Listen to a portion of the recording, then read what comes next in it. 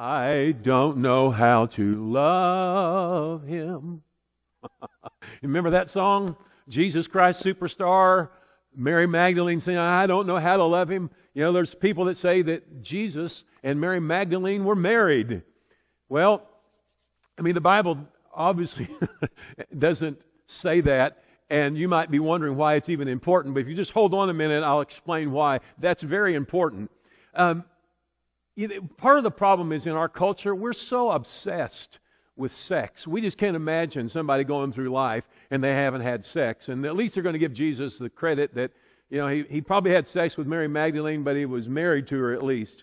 But, you know, here's the deal. I mean, we know people even in our lifetimes that have separated themselves for a cause and just lived a celibate lifestyle. So it's not impossible, and to try and stick that on Jesus is really to come against the Word of God, because there's nothing in the Word that says he was ever married. And the reason that he wasn't is that he was on a mission.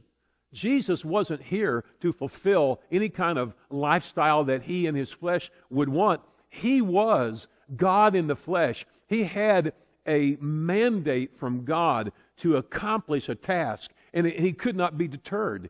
And you and I both know if you've got a family, you've got a wife or something like that, it takes time, it takes effort. You're going to have to feed into that and minister to your family and your wife. And Jesus just wasn't here for that.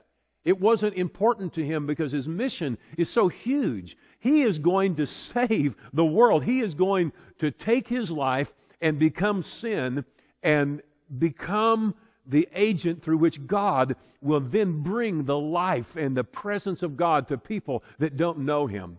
Jesus wasn't married because he was on a mission. You've got to understand that. And it wouldn't have been wrong. He wouldn't have been a bad guy if he had been.